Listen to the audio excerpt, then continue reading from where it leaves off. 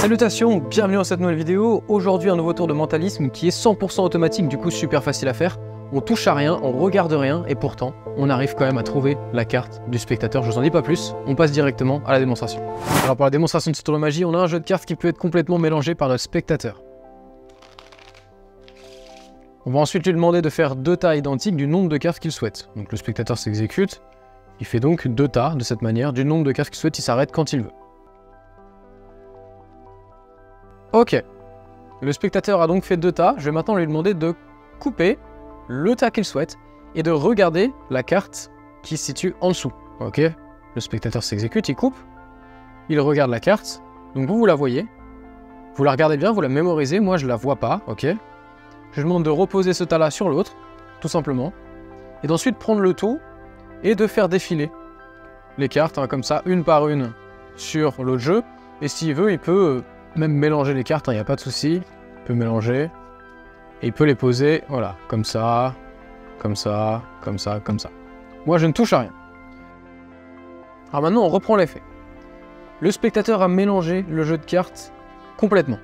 Il a ensuite fait 2 tas identiques, ok. Avec ces 2 tas-là de cartes complètement aléatoires, il a coupé sur un des tas, celui qu'il voulait, il a vu une carte que je ne connais pas, que lui seul a en sa connaissance, il a reposé le paquet sur l'autre et il a ensuite compté les cartes une par une et mélangé le jeu, ok, pour le reposer et faire ce tas-là.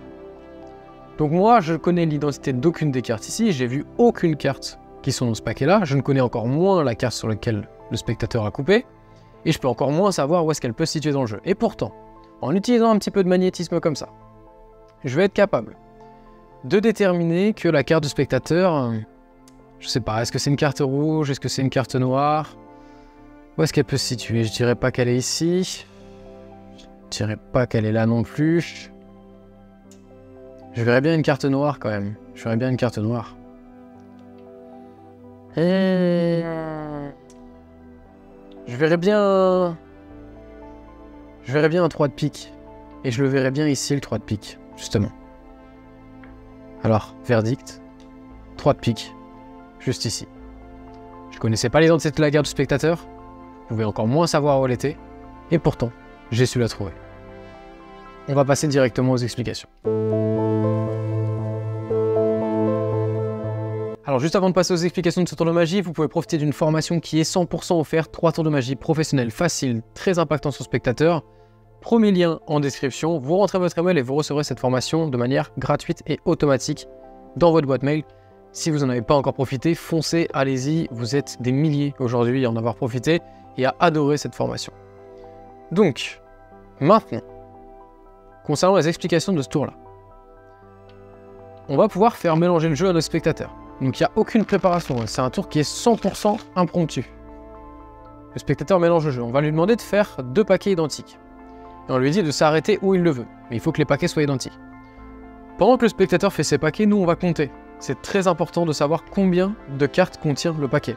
Donc là on compte 2, 3, 4, 5, 6, 7, 8, 9, 10, 11, 12. Admettons il s'arrête ici, ok. Hop, 12. Donc on a 12 cartes ici. 1, 2, 3, 4, 5, 6, 7, 8, 9, 10, 11, 12. Et on a 12 cartes ici. 1, 2, 3, 4, 5, 6, 7, 8, 9, 10, 11, 12. Ok, on a 12 et 12. Maintenant, c'est très simple, le tour va fonctionner de manière complètement automatique. Quand on sait que le spectateur a 12 cartes ici, 12 cartes ici, on va lui demander de couper le jeu où il le souhaite. Ok. Il va falloir qu'il suive exactement ces étapes-là. De regarder la carte, on va la regarder ensemble. Roi de carreau. De poser le jeu sur l'autre paquet, de prendre le tout, et de faire défiler les cartes comme ça, ok. Et quand vous voyez qu'on arrive voilà, à peu près vers la fin, vous pouvez lui dire, tu peux même mélanger les cartes si tu veux, il n'y a pas de souci. Il va mélanger, et tu vas pouvoir les poser un petit peu n'importe comment. Donc là, vous n'avez aucun moyen de savoir où se situe la carte du spectateur. Alors maintenant, on va rappeler les faits. On va expliquer à nos spectateurs qu'il a mélangé le jeu comme il le voulait, qu'il a ensuite fait 2 tas identiques du nombre de cartes qu'il souhaitait, qu'il a coupé le paquet qu'il souhaitait, qu'il a regardé la carte, que lui-même, lui seul, a en sa connaissance, ok, le nom de cette carte-là, qu'il a reposé le paquet ensuite sur l'autre paquet, qu'il a reposé les cartes une par une, qu'il a mélangé et qu'on a fait ce tas-là. Donc moi, magicien, je n'ai, en ma connaissance, aucune information sur les cartes qui constituent ce jeu, aucune information sur quelle est la carte sur laquelle il a pu couper, encore moins, et encore moins où est-ce qu'elle peut se situer. Ok? Et pourtant, eh bien c'est mathématique. Je vais savoir automatiquement que sa carte, elle se situe en 13e position. On va regarder ensemble. 1, 2, 3, 4, 5, 6, 7, 8, 9, 10, 11, 12. Boum. Carte du spectateur, roi de carreau, eh bien elle est bien en 13e position. Tout simplement parce que, comme j'avais compté à l'avance, vous vous rappelez, le nombre de cartes que le spectateur avait fait dans ses paquets, il avait 2 paquets de 12 cartes et 12 cartes, eh bien vous faites 12 plus 1. Donc je sais que forcément, si vous suivez bien toutes les étapes, eh bien la carte sera tout le temps en le nombre de paquets que le spectateur a fait plus 1. Donc là en l'occurrence, il avait fait des paquets de 12 cartes, 12 plus 1, la carte est en 13e position. Maintenant il existe plein de techniques pour faire la révélation. Vous pouvez même inventer plein de tours avec cette technique-là, puisque là, en fait, j'ai en ma connaissance le fait que la carte du spectateur, alors même que j'ai rien vu du jeu, qu'il a tout fait lui-même, je sais que sa carte est en 13e position. Je connais pas encore l'identité. Mais pour lui, c'est impossible que je sache qu'elle est en 13e position. Donc là, je vais vous faire la technique que j'ai utilisée dans la démonstration. On va parler au spectateur, on va faire un petit jeu d'acteur, voilà, on va lui parler, on va lui dire « Je vais essayer de deviner ta carte en utilisant un petit peu le magnétisme comme ça. » Alors premièrement, je pense pas que ta carte est dans ces trois-là. Attends, regarde-moi. Je pense que ta carte, c'est peut-être du noir. Ah, quoique, peut-être du rouge. Donc là, vous connaissez pas la carte encore. Hein. Vous comptez les cartes, donc là, j'ai compté 3. Hop, je recompte 3. Je pense pas encore que ta carte se situe ici. Je sens pas ta carte ici. Alors attends, est-ce que ta carte, c'est un 1, 2, 3, 4, 5... Ah, c'est peut-être une tête, sinon. Peut-être une tête. Peut-être un 1, peut-être un nombre pair. Donc j'ai compté, hein.